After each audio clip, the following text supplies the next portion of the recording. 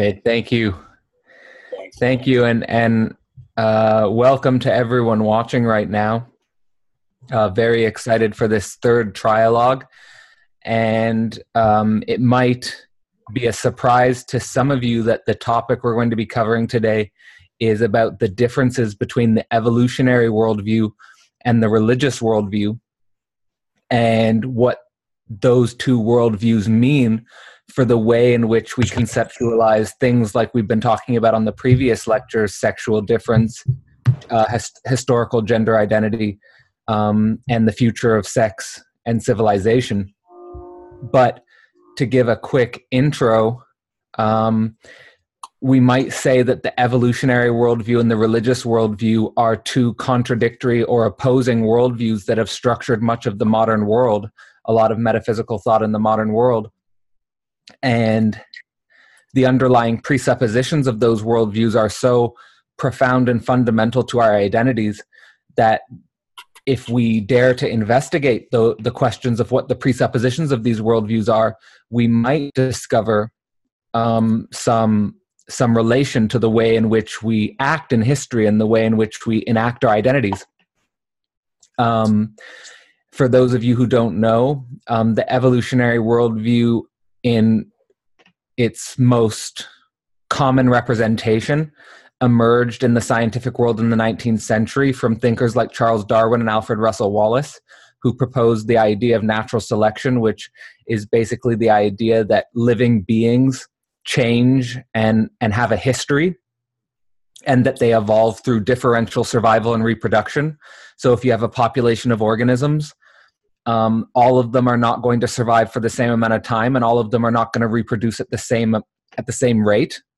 And because of the differences in survival and reproduction, their forms will change accordingly. So the forms that survive the longest and reproduce the most will propagate their forms, and the ones that don't will die out, and you'll have change over time. In contrast, the religious worldview is not so much about the natural world and living beings, but more about the relation living beings, specifically human beings, have with a supernatural realm. And most importantly, the relation living beings have with an eternal creator or an eternal being. So it's more about something that doesn't change. It's more about something that doesn't die. So you can see right off the bat why these two worldviews are oppositional, or you can see why these two worldviews have contradictions and antagonisms in the modern world. And we just want to go deep and talk about what these two worldviews represent for us, and how we might think about the relation between these worldviews and the way we construct our historical identities. So just like the previous episodes, I'll just give a quote, and I'll give a quote from the last passage of On the Origin of Species by Charles Darwin, just to give a sense of how he imagined his place in the world. And it will give you a sense of why this view of the world, even though it's beautiful, and it's one of the most beautiful passages in all of science writing, might be seen by religious thinkers as an attack. So here, I'll give the quote now. "There is grandeur in this view of life, with its several powers having been originally breathed into a few forms or into one, and that whilst this planet has gone cycling on according to the fixed law of gravity, from so simple a beginning, endless forms most beautiful and most wonderful have been and are being evolved." End quote. So you can see in that passage what he's trying to describe there is basically a total metaphysical description informed by evolutionary reasoning, where he's basically saying that the most fundamental reality we can think is this constant change of beautiful forms of living beings, and that the mechanism he describes in that book does not need to presuppose a supernatural eternal being. So you have this endless forms, most beautiful, constantly emerging and dying, and that this is where we should direct our attention. So with that being said, I'd like to throw a question out to the both of you about maybe how you relate to these two worldviews. Do you see them as antagonistic? Have you found a way to put them into conversation with each other? And if so, or if not, how do you think it affects how you shape your historical identity? Be that sexual, be that gender, be that family, be that career. All these different dimensions are all entangled. So Kevin, maybe you want to start us off? Yeah, I'd love to. This is very near and dear to my path as an intellectual and as a man growing up. As I mentioned in previous episodes, I was raised Catholic. So the first worldview I encountered was the religious transcendent worldview. And, to my thinking as a child, excuse me. You're getting a little emotional on us. Yeah, tears are coming through. I'm choking on adaptogens here in my coffee. Well, what's funny is like the transcendent worldview to me, I did like the idea that there was a watchmaker in the sky as a child, like that he was creating these forms most beautiful and setting them in motion on the physical plane. And it's funny, if you'd asked the child version of me what I wanted to be when I grew up, I'd tell you I wanted to be a paleontologist. I was obsessed with dinosaurs and Jurassic Park. Wow. And it was so funny because reading these books, I was like, oh, wow, look at these huge tyrants that we used to walk the earth and how they've evolved, now into birds, essentially, right? Is the argument, at least it was back then. And, I really followed the transcendent worldview for a while. I believed in heaven and hell, and I was afraid of hell, obviously. So this informed my sexual identity. It's like I better be a good boy and date within the constructs. This is where the morality comes in, right? But I still saw through my love of dinosaurs and paleontology and the fossil record that it's so obvious that there's a continuity of forms happening in the natural world with animals. It's very apparent. It's less apparent, however, how I as a human being fit into that continuity. And I think that's where the religious worldview kind of bridged the gap for me. Now, some of the stories have been touched on in the other episodes, but fast forward to university and like deep heartbreak and deep questioning in my psyche, leaving the religious worldview and, feeling a bit naive at some of the absurdities that I uncovered as I actually started to study logic and philosophy, and I started to study, rigorous academic levels of that. And then I kind of flip-flopped over to the evolutionary worldview. And, to be honest, it was evolutionary psychology. I encountered Richard Dawkins. I encountered the selfish gene, the four horsemen, Sam Harris, and this kind of thought worldview of there's a mechanism in the universe that's an engine of creation, creating form. And whether it's asexual or sexual evolution and reproduction, there's a ontology of form that's happening on this planet, and human beings fit into that. So I started to be like, oh, wow, like because we're conscious of evolution, right? As a man, I'm conscious of evolution. I therefore can partake in it without this transcendent quality of God, right? Who's has a plan for me and set things in motion. And so that was very inimical to my thinking. And it actually started to inform my mating as well, because a big push in the research I was involved in evolutionary and social psychology was all around mating. And so I started to see the females in my class and the males. I was like, wow, this is not so much different than the watering holes in Africa and the deep Amazon. Like, look at us, we're just these creatures wanting to spread our genes, and there's these strategies that have evolved over millions of years. I was geeking out on like primate, mating strategies. And, I'm happy to say now that through that process, I've realized that there's room for both. And I've reintroduced maybe what I would name more mystical and transcendent qualities into my understanding of my own identity as a man and how it relates to these worldviews. However, anything dogmatic or like, back of the box branded shelf style religion, I found to be completely not only not useful in informing, my identity around sex, around manhood, around historical perspective of what a man is, what a woman is, what the family is, what society is. I actually find them to be toxic. And they've, for me, if I zoom out enough, I see the ways in which the inherent battle between evolution as like this atheistic agenda, and then the, you know, monotheism as God created us and has a plan for you and he loves you. I think this is at the core of a lot of the gap between science and religion, between the mystical and the transcendent. And unfortunately, that has blocked a lot of people from the healing elixir that lives in that gray area. And that's what I'm now committed to as a thinker and a speaker and a practitioner of these things. Daniel, you wanna go? Yes. Well, I can relate very much to what you said, Kevin. On my journey of my life, in my family, actually, the soul was always kind of something given from my mother's side. But there has been everything. My grandfather was atheist, so my mother was Christian, but also coming from South America, also believing in spirits. And on my father's side, religion was not very mentioned. It was not a topic to talk about. But when I came to question myself as my existence, and is to question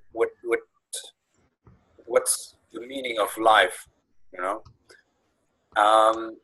I became curious about religious traditions and shamanic traditions to find something that is maybe in yourself, to find something in yourself that makes meaning in your life or yourself in life. So that was my part, that I was taking part in meditation and shamanic trances and diets and stuff like that in South America, a big journey around there. But I also became aware of meditation techniques. And this led to feel myself in different shapes and ways. And from the university, I was like first on a very idealistic track. That means because there's the question, what is it, the power, or what is the force that actually moves life? You know, because on one hand you have the materialistic view, and on the other hand you have the idealistic view. So the idealistic view says, okay, they are great men because they think something great, they invent something great, so they make technology, and therefore life goes on. The other way says we have a materialistic worldview that says, okay, we have all needs, and we're determined by the needs of our environment, which are also reproduction, but also ecological needs and environmental needs, resources, and so on. So actually these needs are always something like the drivers to match the resources that we need to reproduce. So the materialistic way of at least cultural materialism is about talking about the circumstances that determine the resources and the outcome of your behavior, actually, and even your culture. And the idealist one says, okay, the culture is something, or even our mind is something special that can make a change in life. You know, that if we are talking out to the world, you know, in this stream, we might change something because we work with our mind, with our spirit. And then it's like a third component to the religious one, which is the soul or the spirit. Because if you take the idealist one that works with the mind, it is quite individual. Everybody has his mind. In German we have Geist, that means mind and spirit on one hand, but something like the Holy Spirit, something like a spirit that's more collective. And on that term, it's even something different as the soul, because from religious terms, the soul is something eternal, and the mind won't work anymore if you die. The big question for myself is and the contrast between the religious worldview and the evolutionary worldview is the eternity on one hand and the ever-changing whatever it is from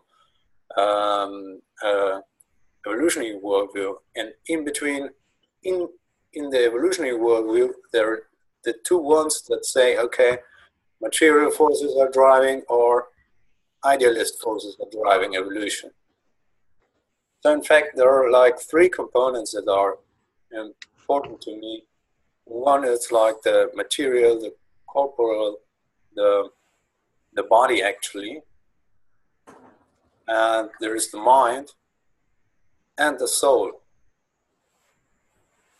And to me, the big question that comes around is to ask what is the evolution of the soul? Is there any, if there is eternity?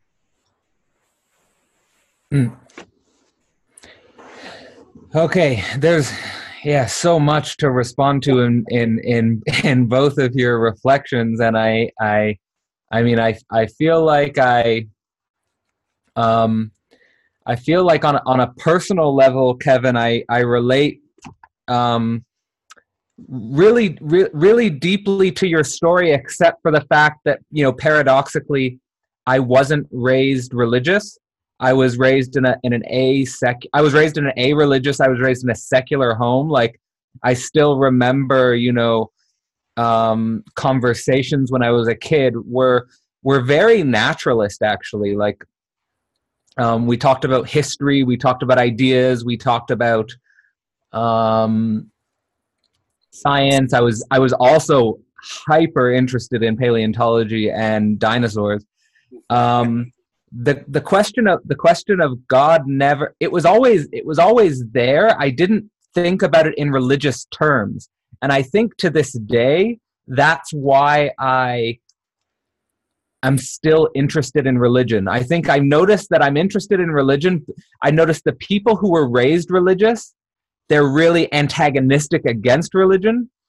And like people who weren't raised religious, like on some, because maybe they weren't, you know, like they didn't experience those hyper negative aspects of it, they look at it in a different way. But at the same time, I really relate to your college experience.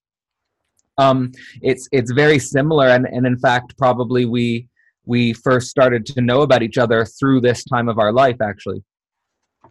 But the basic motion is what is interesting to me, which is that the motion of thought, which is that you first play out this game in your mind, this critical game in your mind about trying to logically deduce an evolutionary history, you know, like trying to analyze us as animals and trying to understand the evolutionary mechanisms which would explain our emergence and our existence.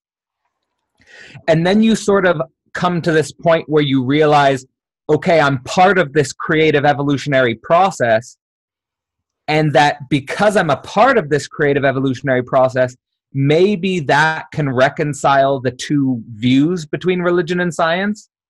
Because I think that the discourse that evolutionary biology often situates itself in, oftentimes in the academic context, doesn't want to consider the metaphysical human evolutionary questions, or they don't often get wrapped up in the metaphysical human evolutionary questions. But as soon as you start to think about them, you start to run into questions about immortality and infinity and creation and matter and mind, like you were talking about, Daniel. And you start to see sort of the logic of some religious ideas. Or you start to see you start to see religious ideas from an evolutionary perspective, which gives a new perspective on religion. And then, Daniel, what you were saying is basically like how I understood your story and your adventure in how you came to think about these ideas was really always from the perspective of the fundamental antagonism in philosophy, which was the antagonism basically between materialism and idealism, and the antagonism between matter and ideas, and like really fundamental questions about like eternity and change, which have been oppositions which have existed throughout philosophy from the first philosophers. Like if you think about Parmenides is the philosopher of like still being, and you think about like Heraclitus, and Heraclitus is the philosopher of like constant movement and change.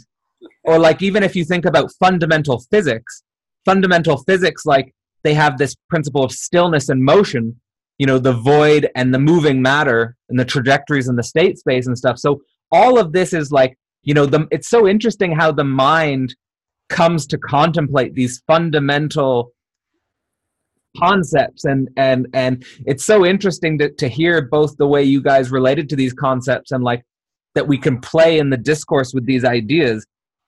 I guess where I would like to then move the conversation is basically depending on whether you see the world from a more evolutionary material point of view, that everything is just a product of environmental determinations and selection pressures and things like that, or whether you see the world from a more idealistic point of view, where you see it more from our innate creative power and our ability to determine reality maybe through our minds. Do you think that changes necessarily the way you view how you form your identity when it comes to things like sex and gender and family building and those larger questions? Because, I'm really struck specifically by your openness, Kevin, and about telling your story about how when you first entered relationships, you entered upon religious presuppositions, which led you to a very strict dogmatic form of monogamy, but then the evolutionary worldview opened you up in a different way to analyze things in a more animalistic way. And I still remember doing my master's, doing a master's project on the history of primate sexuality. And when I did my paper on the history of primate sexuality, I realized every single primate is not monogamous. It's like there's no monogamy in the primate order. It's just like it just emerged here, and it's just like that. Like even my favorite story is like with gibbons and siamangs, because primatologists first thought that gibbons and siamangs were monogamous because they pair bonded in trees. But then they studied them for a few months, and they saw that they were doing sneak copulations all the time. So like if you studied them throughout the year, they were actually not monogamous. They were socially kind of monogamous. They would pair bond in trees, but they would always sneak around. So this real desire for a very strict form of monogamy emerges with humans. But I don't think that reduces, upon later reflection, I don't think that reduces the phenomenon. It actually makes it more perplexing. Like, why do humans have this very strong drive for monogamy? And then I wanted to connect that, Daniel, to what you were saying about this really fundamental question of the soul and meaning. Because, oftentimes in materialist philosophy, the soul is reduced, or the soul is not given a high status. It's not taken seriously. But of course, the religious worldview would say, well, it's eternal. And then you bring up this really fundamental question about, well, if it's eternal and we're in an evolutionary world, well, then what is this motion or this tendency or this evolution of the soul? And so, when I think about my own life, just to wrap up quickly these thoughts, when I think about my own life, I think, and this is related to our previous conversations, that something about sexuality and how we handle sexual energy is so important for like the integration of our being. It's so important for the coherence and the wholeness of our being. and that we get like it's almost like in love or in the types of romantic experiences that we can have in this world, it's almost like we get a taste of eternity, but not the whole thing. And then we have to deal with this. Okay, we're in time, but it's almost like eternity shines through. And then how do I balance the two? So those are some of the thoughts I'd like to throw out to the two of you. This is brilliant. We're breaching into like the mega territory here for philosophy, which is like the relation of the eternal to matter and being itself, right? And I should say that, Campbell, this was how I found you, because as soon as I uncovered the evolutionary worldview, I was actually I was a junior in university, my third year, and I was like, oh, this is what I'm doing. I was like, whoa. It was like the paleontology full circled me. And yeah, it was just, I was looking up blogs and anthropology, primate studies around mating, sexuality, and psychology. And that's how I found you. I found, what was the name of your blog?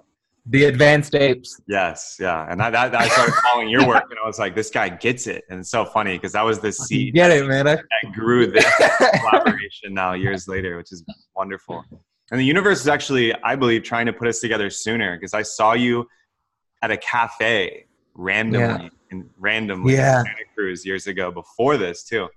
But what was coming up when you were speaking is something really interesting about self-awareness itself and the nature of consciousness.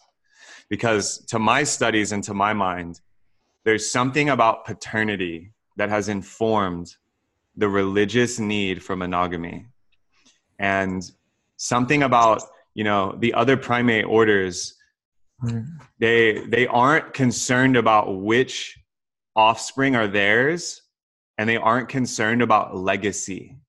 And let me unpack that.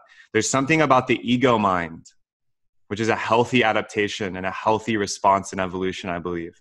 And I believe the human ego, if you zoom out enough, and this I'm speaking in generalities, has been one of the greatest enemies of humanity, because it, taken to the extreme, becomes a tool for war and separation, and the base human emotions that many of us experience, the greed, the lust, the rage, the making it about me, these ego manifestations.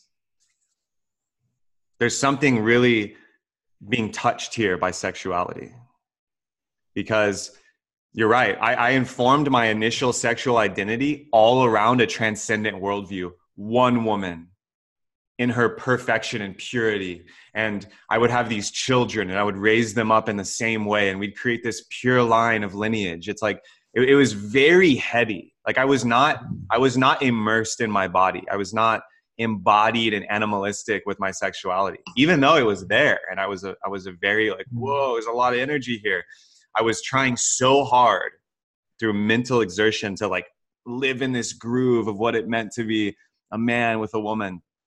And so that's why the evolutionary worldview was so healing for me, because it was like, oh, wow, if I'm part of nature, then much of this will want to live through me as well. And actually, there's a lot of ways to express my sexual energy, even outside of a romantic or intimate container.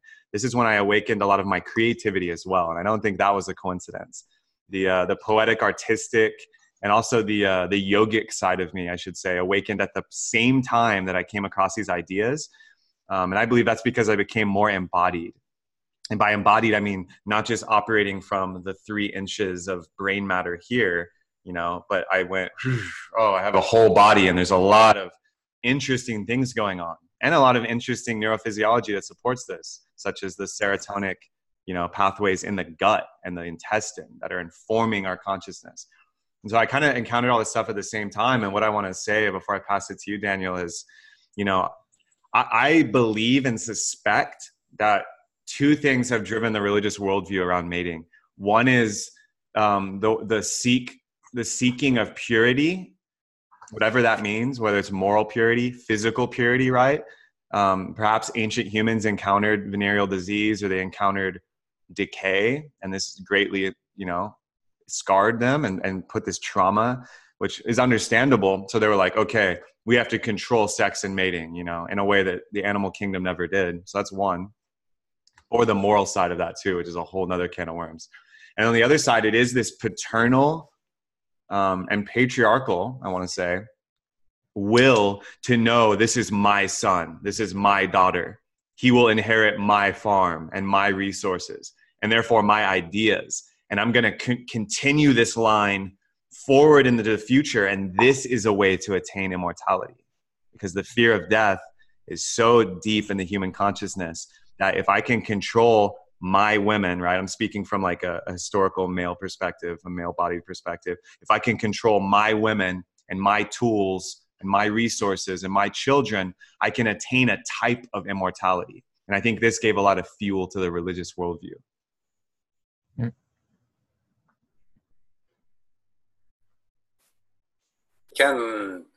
Because having this, I think there's something very true in here when we say, okay, we get the more immortality because we are mating, because we are in reproduction mode. But it isn't like only that, because if you think about the culture that we are living and how we feel attracted to things that are actually moving us, because on one hand we can feel attracted to someone, but we also are attracted to beauty, or some are attracted to power, or some are attracted to truth or to love. So somehow these attractors, they always lead to eternity. And as Campbell said, you meet someone and suddenly you are just there. You are in eternity. Or someone who discovers an amazing scientific findings or whatever, and he got famous, and there he's going to be forever known. There's also the concept of the Yoruba people, which came from Africa to the Caribbean island, that the soul actually is formed before someone is born, and then it comes like something into the mind.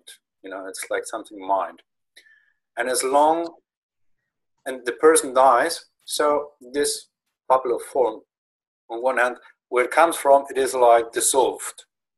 But when someone is coming to life, it becomes like a bundle, and it comes in life into his head. So when he dies, this bundle goes back to the spirit world, and as long as the people remember him, this bundle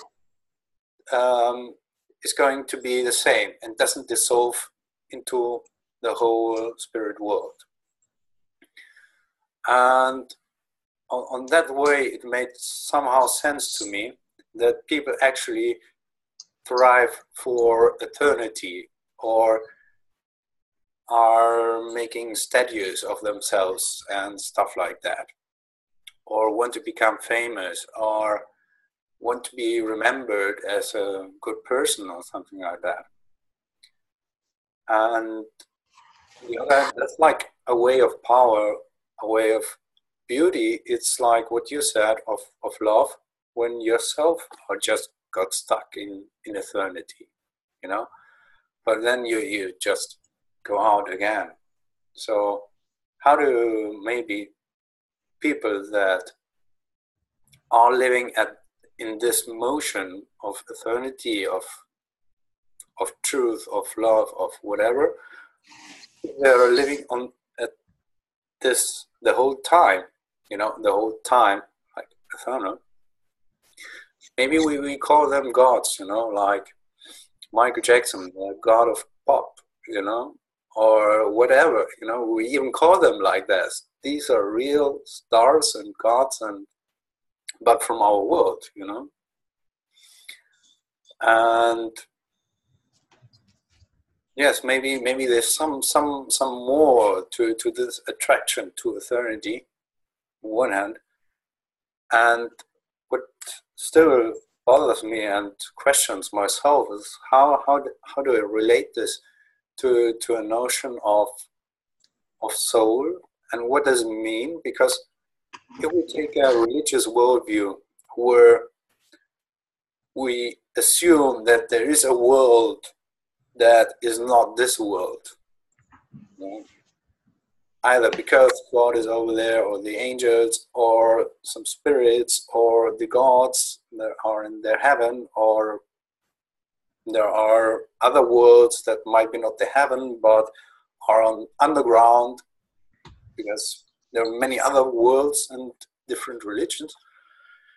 So what notion of time they have, and how can we think about an eternal soul that has to do something like here? It's like mixing up these worlds, because if we want to get eternity right now here, and that's what we're talking about, every mindfulness, it's being here and now, and we get distracted and whatever. So it's all about eternity,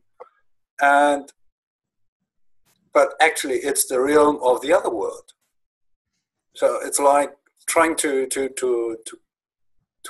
bring heaven or whatever, this world of eternity, to our world. But is there maybe another exchange more?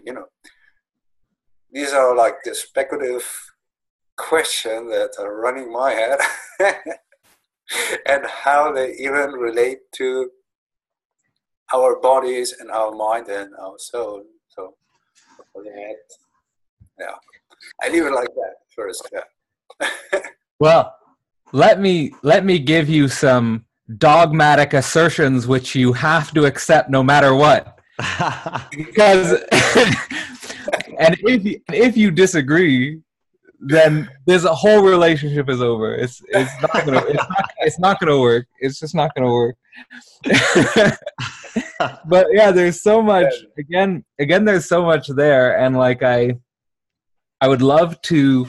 I wanted to engage first with Daniel, but then I didn't want to lose. I don't want to lose the thread of what came to mind when I was reflecting on what Kevin was saying either.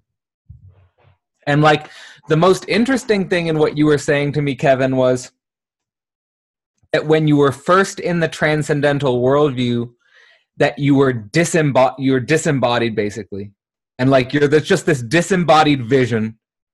It's kind of like you're just this disembodied immortal vision. It's like, and I'm going to carry this disembodied immortal vision no matter what, and I'm going to act it out no matter what my body's saying.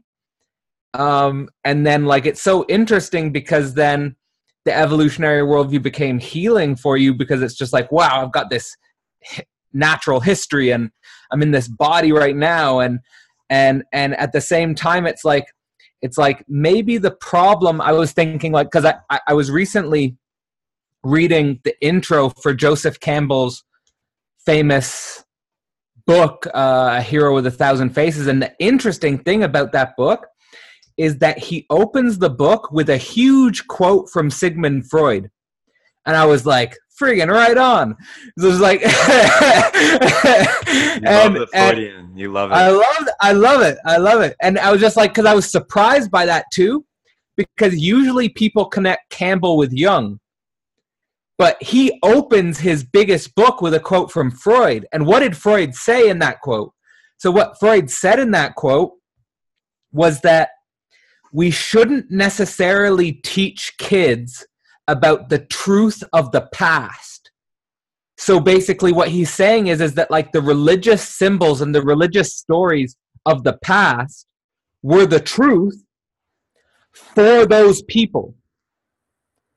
And he said that basically you're only going to distort their minds, you're only going to distort kids' minds by giving those kids kids those symbols and those stories, because that's not their truth.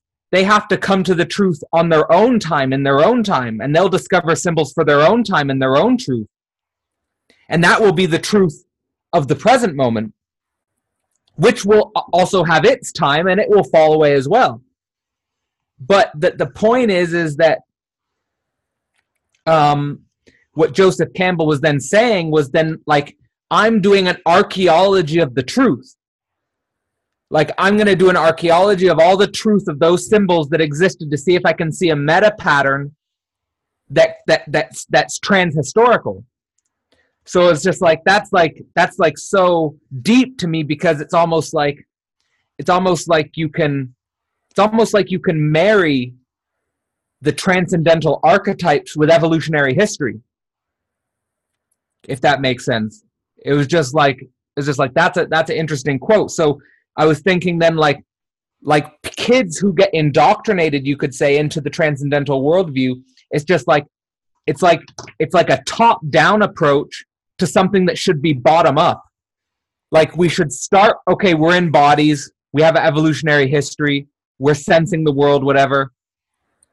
And then as we move through the world and understand our bodies and go higher into our cognitive faculties and our understanding and our visions, then we can connect all of that.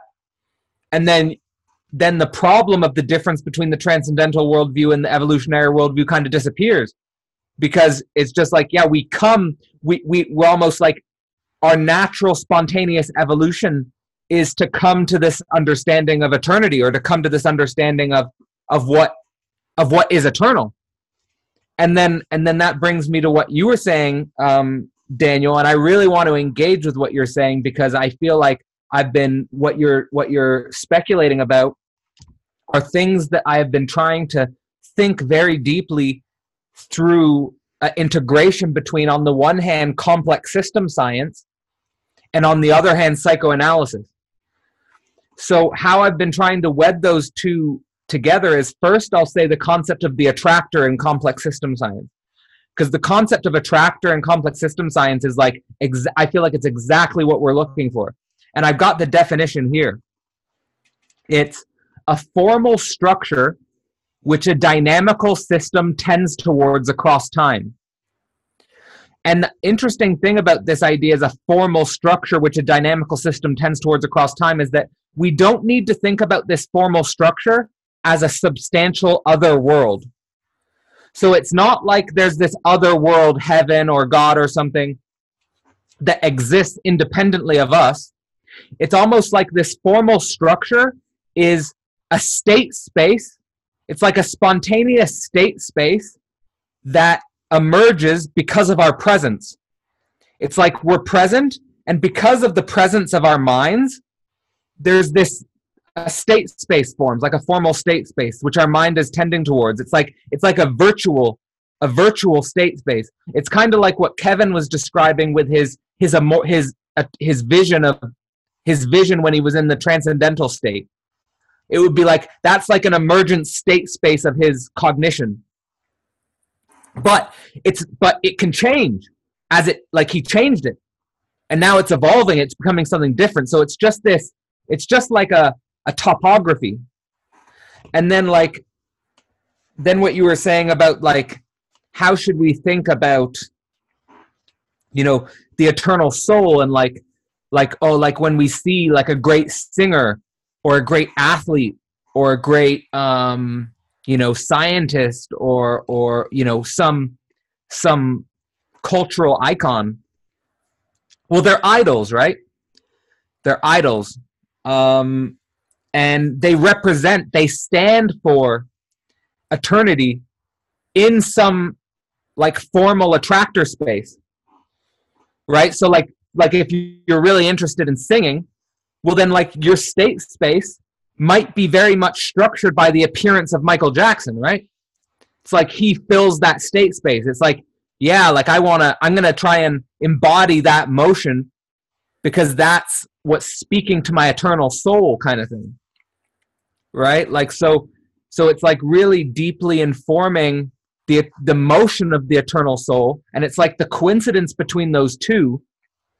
But like, I wanted to like throw back out the question of this, the motion of eternity, because it's interesting that one of the biggest 20th century philosophers, Gilles Deleuze, actually centered his entire philosophy. I don't know if you guys both know Deleuze or if you've read Deleuze, but he structured his entire philosophy around the concept of becoming.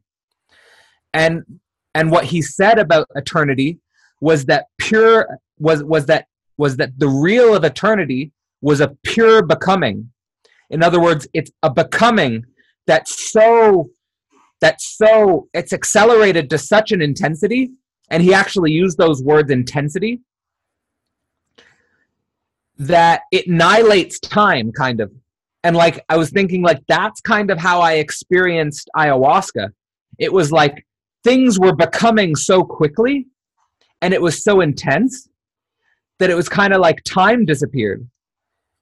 So I was just like, it's an interesting way to think the coincidence between these two realms, especially in the context of the 21st century. Because in the 21st century, it's all about acceleration. It's all about change. It's all about becoming.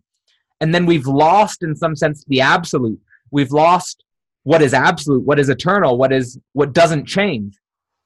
So, yeah, so I just like to throw those two ideas back out there, which is like to Kevin and to Daniel, like to you, Kevin, and to you, Daniel. Yeah. On Kevin, your side, it's like this process of embodying eternity, like from a bottom-up way. And yes, like to Daniel, this idea of the attractor space and this becoming in the attractor space as a formal structure.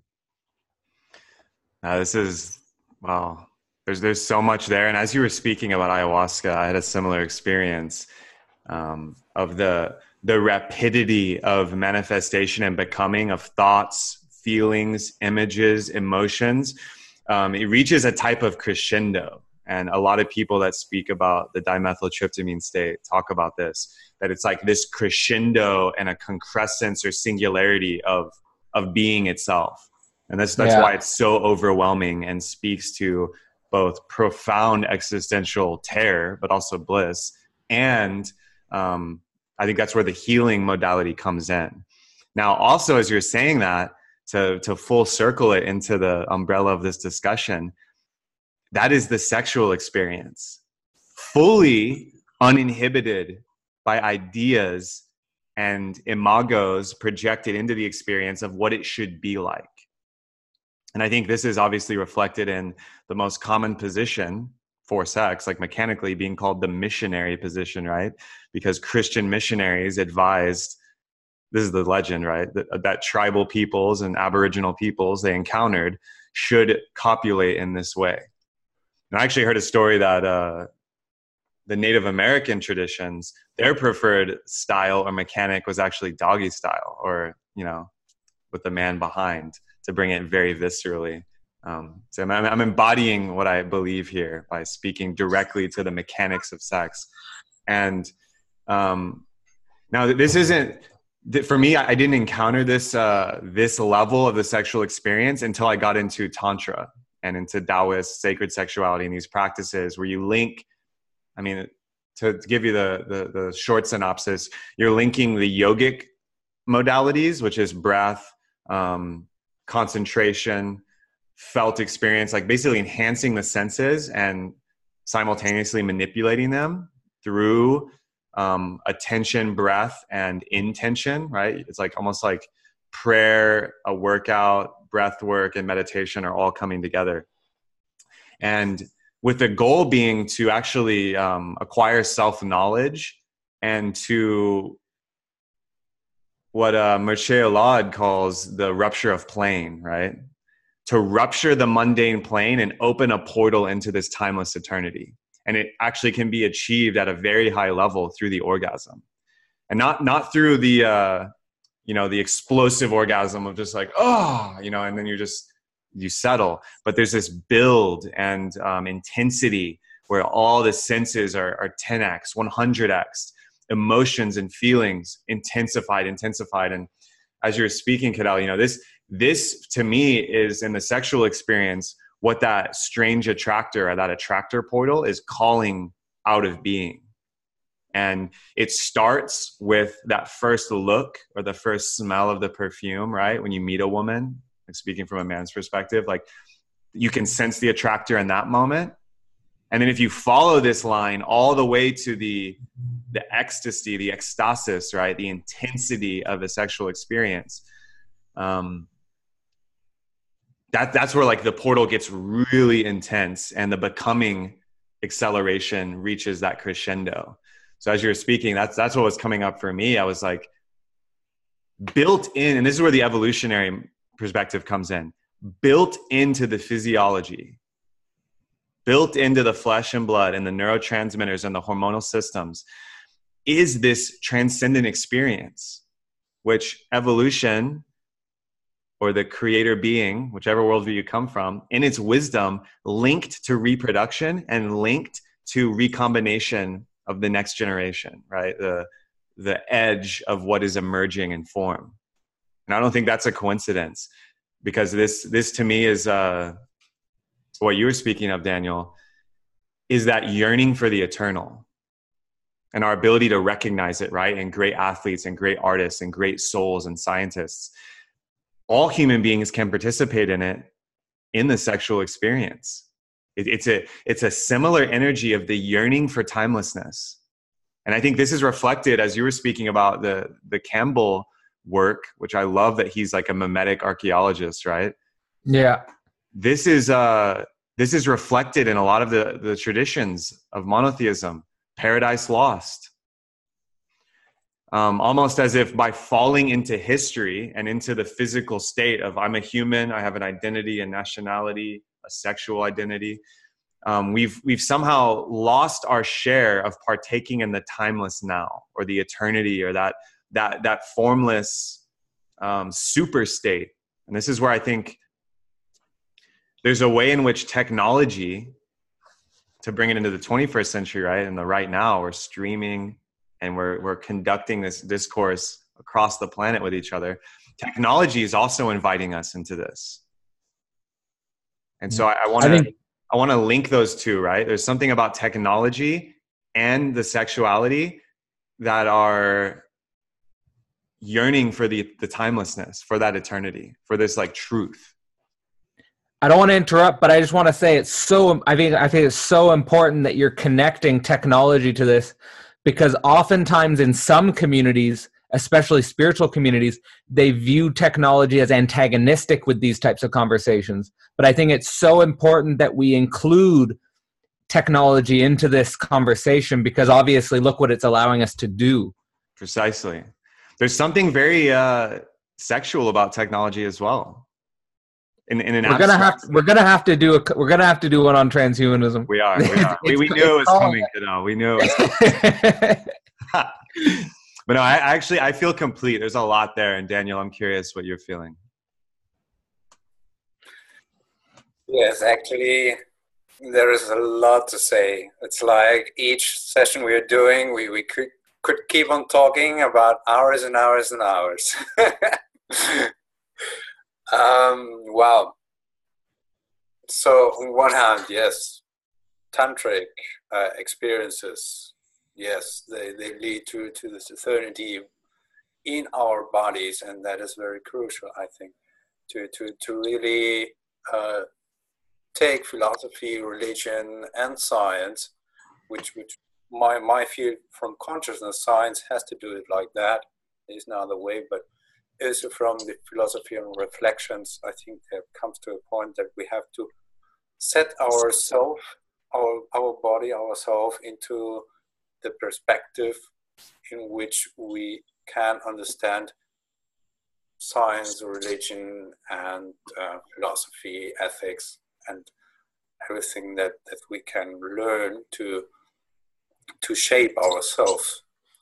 And I think, yeah, this shaping of ourselves actually leads to love and to truth and to beauty and to justice, and these are good things, and good things tend to be long-lasting. And there is another point where I can make the bridge to, because I love very much system science, as you do, Kader.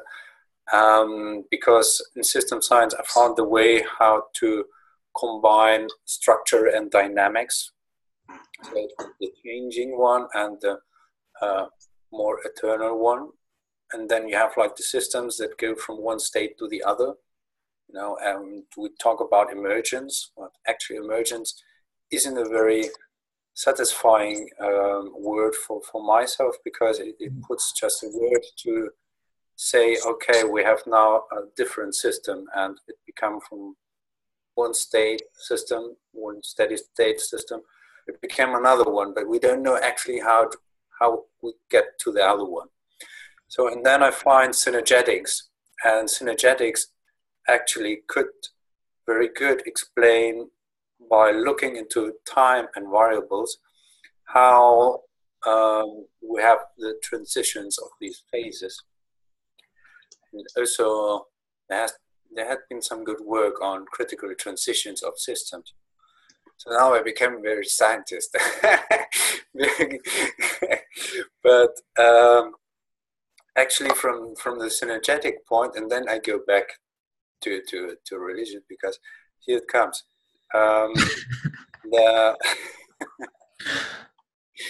The synergetic is about how does this self-organization of elements happen. So, and then say there are some elements that are called attractors, and then here I come back to the attractor. There are some elements that are attractors, or variables that are attractors, and the quality of these attractors is that their frequency of change is low.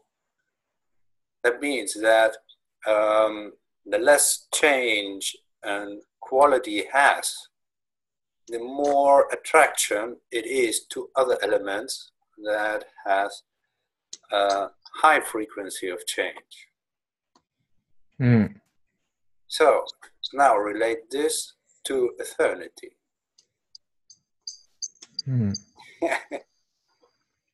Yeah, I love it's that like the systems theory has emerged in our trialogue. This is amazing. yeah, it's like, well, I always like playing with the relation between form and content. So like oftentimes when someone tells you something, the content sometimes the content can mean less than the form. And it was just like when you the way you said that last sentence, it was like the form of it was like you were just dropping this bomb. It was just like, now think about that. It was just like like oh yeah, just and it was just like I but yeah, to stay on topic, it's, yeah, on the one hand, Kevin, what you're talking about, like emphasizing the embodiedness of sexuality and its connection with eternity, and especially that this is important to recognize that this is how the universe reproduces itself. And it's kind of like when we reach that state in like the most, you know, in its highest form, in its most mindful form, or in its most intense form, it is kind of like this, yeah, like you always say, this coming full circle, and it's like this union which for a time closes and in some sense actualizes itself, only to break apart once again for the next generation of process. And I really like that, because one of the fundamental principles which structures the philosophy which I'm engaging with in my career most directly, and this is, I can say, the conference and the masterclass I went to last week by Slavoj Žižek, titled Sex and the Failed Absolute. The fundamental principle that structures that philosophy is this idea of the negative one, and the negative one, or the minus one. It's a very important number in mathematics, and it's a very important concept in the history of idealism and psychoanalysis. And what it gets at is basically this principle that there are two, like man, woman, content, form, matter, ideas, nature, spirit. There are two because the one is not. It's like because the one is internally broken, it allows for time in some sense. And like, but at the same time, now the question for me with this philosophy is, because it's true that we're entering the age, we're entering like the metaphysical age of multiplicity. And the question for me is like, are we really entering the age of multiplicity? Or can we not understand the higher order of the one? And is the one so difficult to think and so complex to think that we can only see multiplicity at the moment? And this is still a question I'm working through and trying to think very deeply. I just have to add something here. Yeah. Because it's like, we are all different. No, yeah. I'm not. And that's the end of the... But I actually brought up, I wanted to say, I actually brought up our conversation in the class, and this idea of the not one and the multiplicity, and like Plato and androgyny, because it was almost like, because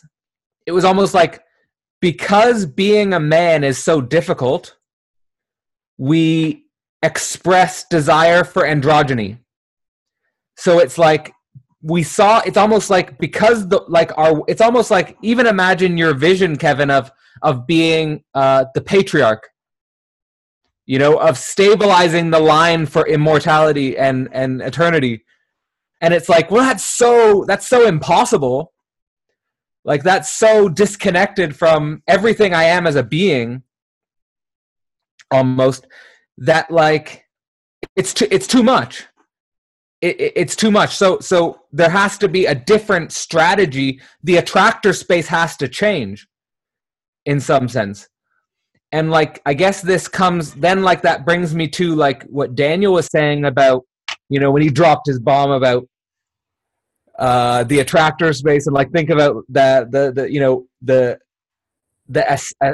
when a attractor becomes more stable across time, it becomes more attractive in some sense to others. It gains increased density.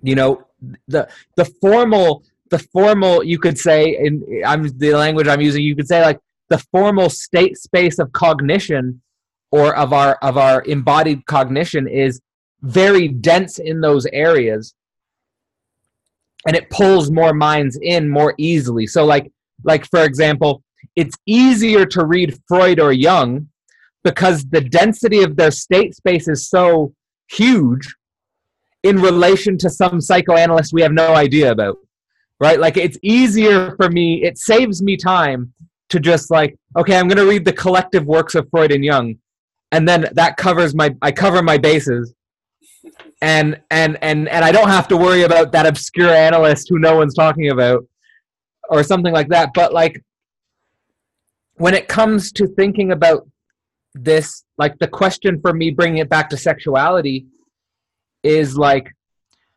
what is there a state space that our sexuality is tending towards, and is that state space is it kind of androgynous?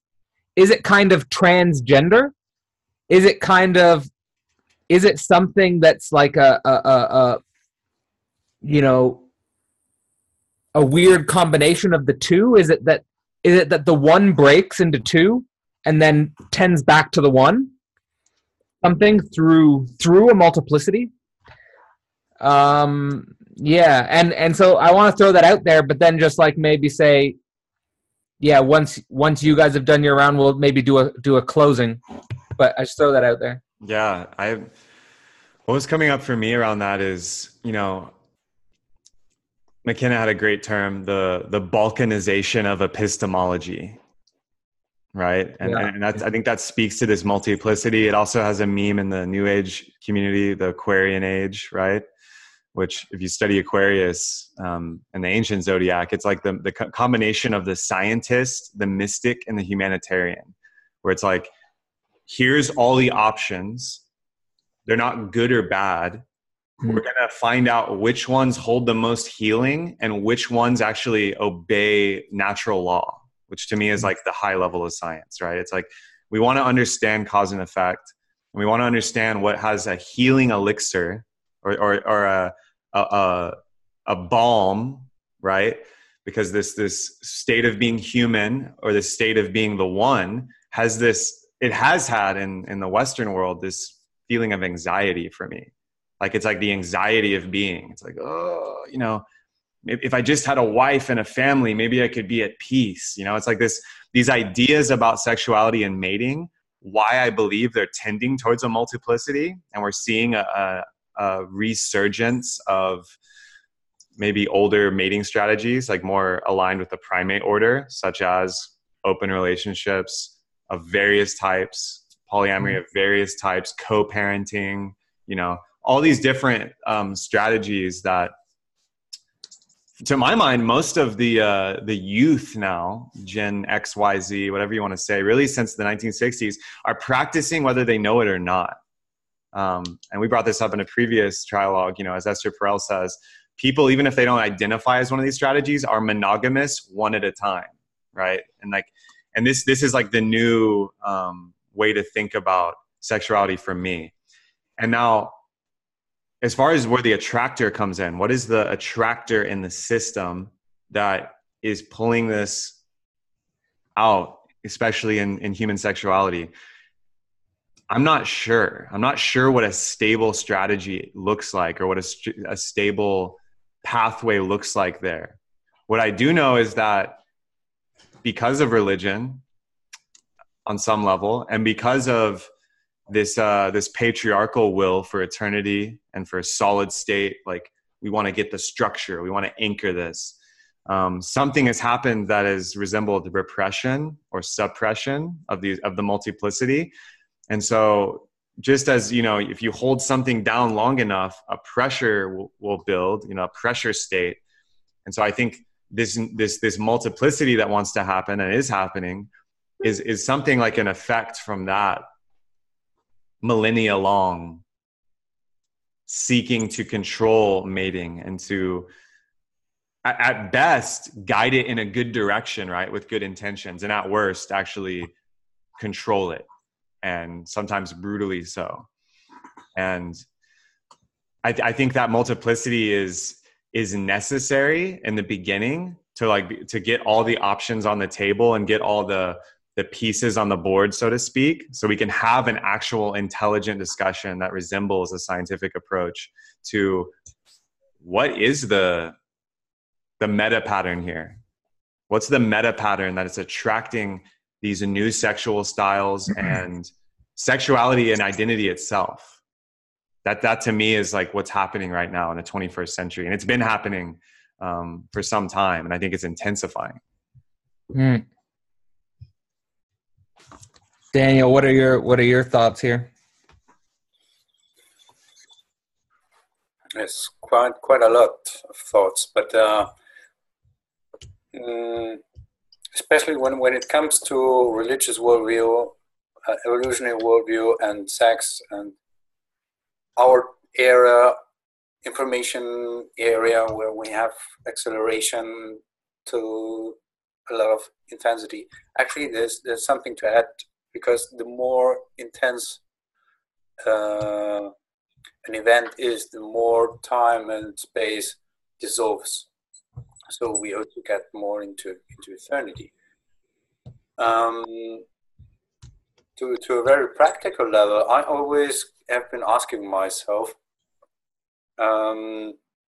because what you always kind of find, except in the Tantric traditions, is that monks are not allowed to have sex, or even a lot of restriction on the sexual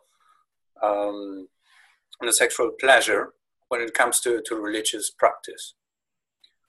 And so I was even asking myself, do angels or gods, whatever, have sex, you know, and how, you know? Because, and then it comes to if you look at that, it's really funny in the internet. Really look at that, especially if angels can have sex. I love that question. I love that question. It's just such a good question.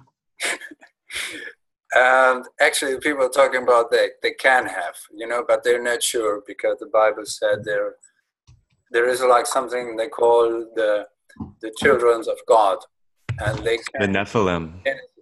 Huh? Yeah. So and they're like, okay, they mated the humans, and afterwards they came again. So there is like something you can assume they have sex when they come to Earth, you know. But if you look into Greek mythology, like Zeus is like having sex with everyone, being an eagle, being a swan, or whatever. So like the creation of this multiplicity, it's actually done by sex, even in the God's world, you know. And so this leads like to the question that we always have, like, what about the multiplicity and what about the oneness? Because actually, if you don't multiply yourself through reproduction,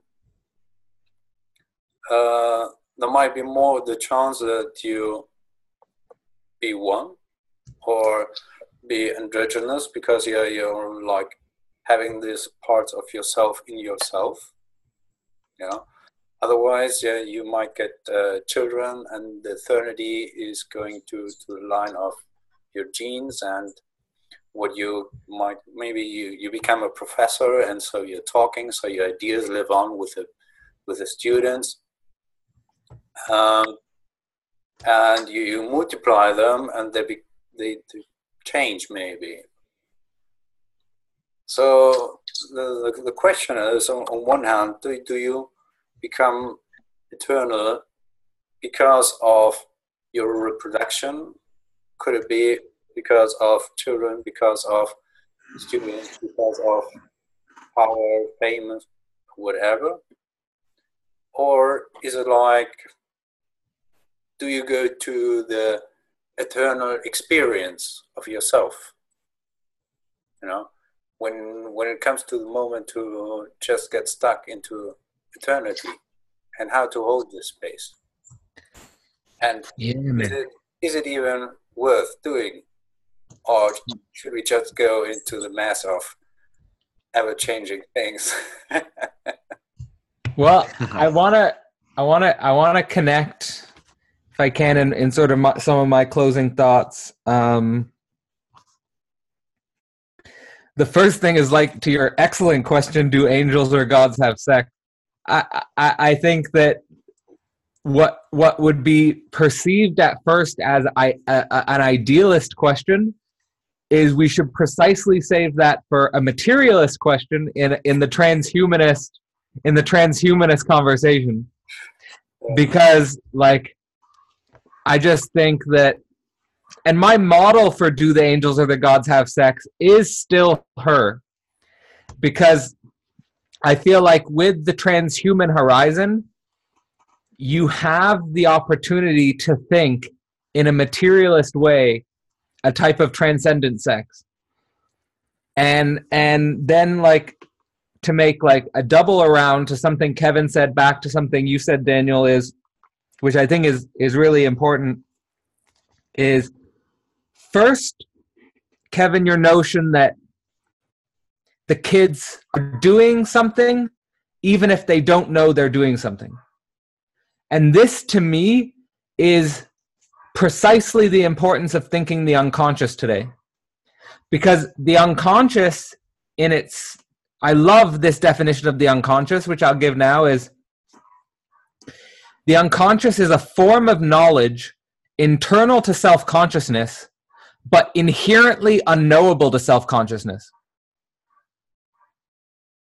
So a form of knowledge internal to self-consciousness, but at the same time inherently unknowable. So of course you can think of the forms of consciousness that might exist in your dreams, which you're not conscious of them, but they're still there exerting efficacy on you. So the kids are doing, so that's, I think, connected to the kids are doing something, even if they don't know they're doing something. And I think this is like so important to understand for sexuality. And then secondly, for repression, I feel like it's 100% true that the monotheistic religions were responsible and are responsible for a tremendous amount of repression, sexual repression. At the same time, the psychoanalytic perspective inverts this in precisely the way Freud was talking about. Because for psychoanalysis, repression is primordial repression. And primordial repression is not something a social system does. Primordial repression is that you're kind of what you're repressing is basically separation that is necessary to be a living being, if that makes sense. This is, I think, what psychoanalysis is getting at with repression. And then it could be that what happens in monotheism and the religious traditions is that that primal repression gets substantiated into the social system somehow. And we have to obviously get away from that. But now to bring it back around to Daniel with this idea that it's true that what religious traditions universally try to do is sublimate sexuality. You know, like monks aren't allowed to have sex, for example. But like when I went to a Buddhist temple and saw the way they were doing it, they're not trying to force anyone not to have sex. They would recommend it, you know, if you were to ask. They would encourage it. They would even help and guide you, but there's no external force or coercion. It's kind of like the monks assume that this is the tendency of the mind, which is striving for enlightenment. And then, like, when you push the mind to a transhuman territory, like what happens in the movie Her, for example, maybe forms of like what Alenka Zupančič says in What is Sex is that basically in psychoanalysis, once you've really fully not fully, but once you've understood your consciousness on a really high level, talking and discursivity become as enjoyable as sex. And it's like, okay, like with that as a sort of like, it's like with that as like a foundation, it's like, okay, where can we push this type of thought? And like, that's where I would want to push thought with transhumanism. But yeah, like I'll sort of end there. That like sort of like my view of like evolutionary worldview and religious worldview is like, I feel like we did such a good job of talking about these worldviews. I feel like this is exactly the type of conversation we need to have about the evolutionary worldview and the religious worldview. And it was like, I just like thank you both for your views and the nuance you brought to that conversation. And I feel like we did a good job of putting them into dialogue. So I'll let you, Kevin and Daniel, give your reflections. Yeah, we definitely have to do a transhumanist dialogue on the nature of technology and sexuality and like their intersection with cultural evolution and like where we're going. So fascinating. But I agree, and I appreciate both of you for the unique strand of DNA you bring into this dialogue, trialogue around this. And I think this is still a core notion in civilization that's being reconciled. It's, as Jung called, one of the classic coincidentia positorums of evolution of form and matter and organic evolution, which we can see a lot of evidence for. And then this feeling that is unshakable in the psyche, in the soul, in the hearts of lovers, in the religious, ascetic, of the yearning for eternity, and this attractor for the transcendent, and our feeling that there is a super state of being, whether that's God, angels, the devatas, or the avatars. Like, there's all these mythologies which are so rich. And for me, the meeting point is very fascinating, and it is accessible. That's what I want to bring it down to. I feel like the voice of embodiment and of leveling this playing field, because we're traveling in very philosophically rich and intellectually deep dimensions here together, and I love it. I mean, it is. I don't know if it's as enjoyable as sex, but it's definitely highly enjoyable for me to go to these places and enunciate and articulate at this level. It's amazing. We'll get there. We'll get there, man. We'll get there. That's the goal. That's the goal. And I want everyone to know, who's either listening, watching, partaking of this feast with us of knowledge and wisdom, I think, that this is accessible to you now. And one of the frontiers is your intimacy. First, with the divine innocence of your body temple, of your physical animal body, however you want to conceptualize it. It's a laboratory and mausoleum of ecstasis, bliss, and the transcendent. And that's just you with your body. And then when you bring in the other and you go into intimate relationship, of any type, but especially of the romantic, especially of the lover, this world we're intimating and we're speaking to, and I think it lives in between the evolutionary and the religious worldview, which is why they're both moving on the plane, trying to find the middle. It's available and accessible to you, perhaps tonight, or perhaps just remember to wear a condom. Yes. Yo, strap up. Yeah. That's all I got. That's the piece. Daniel? Yeah. I want to thank you, because it's like really exciting to deep into this, to go into these questions, and it's good really to so many dimensions that pop ups. I mean, from the last things you said, Carter, there's still a lot of thoughts that we can add. First, to transhumanism, to technology. How does it really relate to also attraction and mating, and even to the unconscious? Because I think there's a lot to say, that there is not only one type of unconscious, and also the suppressing of instincts. Because first, it's like the suppression is actually because you're suppressing the instincts, where you're just blindly follow an automatization. So how you become aware and conscious about that, and even can shape the way you feel attracted, or even you are attractive. So how to be oneself like the attractor, and yes, well, just so many good questions and conversations. So I love doing that, and it's actually an attractor for me having these conversations. Thank you very much. Yeah. Thank you both. Thank you for everyone for watching. Thanks for watching. See you guys next time. Woo! Come on now.